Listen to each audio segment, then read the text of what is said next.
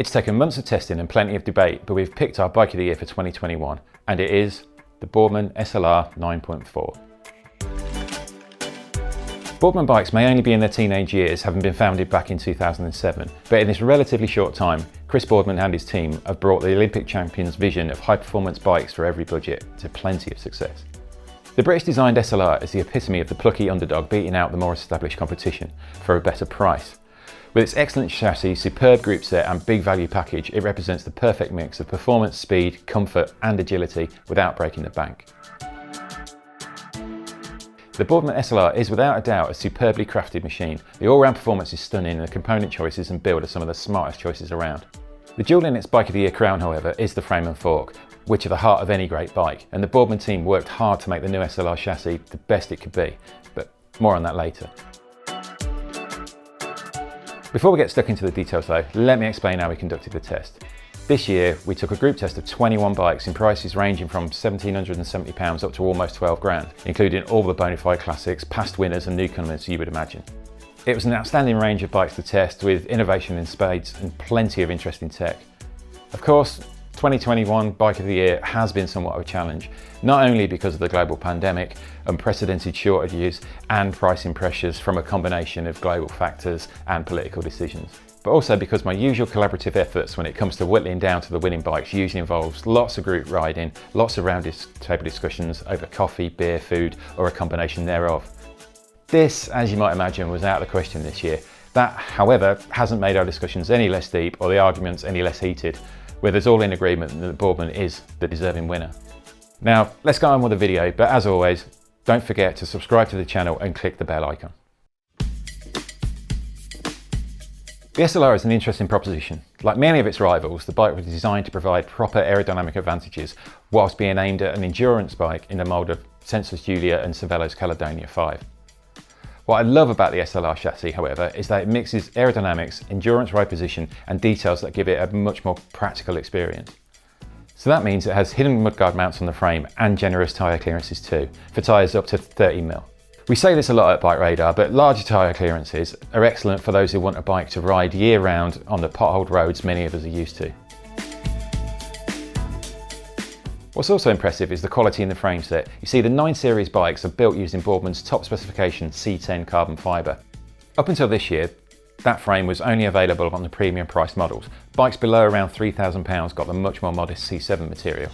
It means that this bike gets a sub 900 gram frame and a very light 350 gram fork, and those are superbike-like weights, not something you ever see at this price. My large bike weighed in at just over 8 kilos all in, which is outstanding when you consider the spec. It's not all about the lighter weight though. The carbon frame follows camtail tube shapes. What's that? Well, think of the cross-section of an aircraft wing with the tail of the teardrop shape cut off. It gives some of the aerodynamic benefits of a larger airfoil. This design fools the air into moving across the surface like a full airfoil, but without the downsides of the extra weight. The SLR still carries over some of Mr. Boardman's racing history. It doesn't surprise me to find a nod to low pro racing against the clock on the bike with the Seatpost configuration. First up, it's a dedicated aero-shaped carbon post that comes with a standard 20mm offset to the clamp, as you'd expect. The clamp, however, can be flipped to a zero offset, effectively steepening the seat angle, time trial style. Flip the clamp and add a set of clip-on tri-bars and this SLR would make a formidable TT companion or a great choice for those looking to dabble in multi-sport events. The other thing on this model, and as yet unseen anywhere, is that it has the new wireless 12-speed drivetrain from SRAM. Boardman and SRAM have always had a close relationship, and SRAM chose Boardman to be one of its launch partners for the new rival Axis group set. For those of you not aware of SRAM's Axis, until now it had only been available as a premium level group set, the Dura-Ace Di2 rival in red Axis and the Ultegra Di2 matching Force Axis. Now, however, we get rival Axis, which is exactly the same motor, circuits, antennas and electronics as the pricier siblings, but foregoes carbon in favour of aluminium, but essentially retains the same performance. If you want to know more about SRAM's new group set, click on the card above or the link in the description. Axis brings a simple functionality to the shifting. It's so intuitive and supremely accurate that it easily matches Force in that respect, and will certainly be on a par with Ultegra Di2, and significantly cheaper than both. Axis comes with a free, excellent app that allows for custom shifting options, as well as ample analysis options for your riding, components and power. The 12-speed arrangement is pretty smartly achieved too. SRAM have designed the Cassette around a 10-tooth bottom gear and kept the ratios closer than on a traditional 11-speed. That means on the 1030 Cassette fitted here, you get the first 6 gears all running with just single tooth jumps, meaning you can retain high speeds without sacrificing low gears when you're heading uphill. It's very clever stuff and a proper taste of the future of gearing. So if you're not a fan of making gear adjustments, checking cable tension, etc., but can't stretch to an electronic equipped superbike, then rival axis might just be the answer. And on the SLR, I certainly feel like someone who's managed to get a Ferrari on Ford money. The Boardman SLR 9.4 comes with Alex RX D3 alloy wheels. While these may not set hearts racing with a premium name brand, these wheels are a great addition to the bike. The 30mm deep aero-shaped alloy rim is tubeless ready, and with its 19mm internal width, it's well suited to the 28C tyres fitted. The big surprise here is that these wheels weigh in at an impressive 1550 grams a pair. For carbon, that's a decent weight, but for what would be considered very much a mid-range alloy setup, it's almost unheard of. The tyres are Vittoria's workhorse Rubinos, albeit with the new compound with graphene in the mix. These are lightweight rubber, but they are pretty tough, and the all-weather performance is better than any previous Rubino, plus they feel compliant and grippy in both wet and dry. Yes, ideally I'd want to switch them out for something faster, lighter, and probably tubeless long term, but these definitely won't spoil the party. The finishing kit of the Boardman is all own brand components. We have the Boardman SLR saddle, Boardman SLR carbon seat post, Boardman Elite alloy stem, and Boardman Elite alloy handlebar. The handlebar tape choice is quite a skimpy one, spread thinly across the bars, which makes for a bit of a lack of comfort. And if it was my bike, this is the first thing I'd swap. It's a great looking bike too. The red and black fade paintwork adds a lot, and the wireless drivetrain gives the bike a beautiful, uncluttered, clean finish. Boardman's SLR chassis is split into 2 camps. The Boardman SLR 9.4 comes in at a price of £2,700, which is a lot cheaper than many of the bikes it was up against. The more affordable 8 Series, which uses Boardman's cheaper C7 carbon blend and is available for around £1,000, 1,100 quid, has the same great looks, but it does carry more weight. As the winner of Bike of the Year, it's not surprising to hear that I like the SLR's geometry. This large size bike is effectively a 57cm, and for its size it has a relatively low, for what's called an endurance bike, stack of 584mm. It puts you in a nice sporty position and encourages you to get down in the shallow drops of the aluminium bar.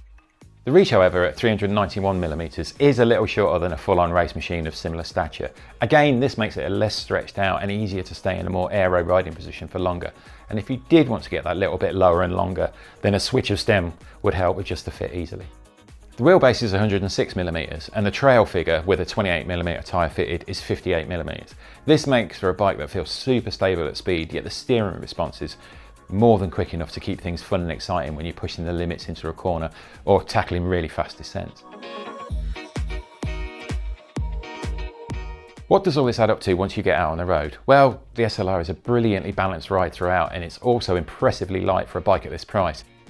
A lot of that is down to the lightweight chassis, but I must also give a shout out to the wheel set.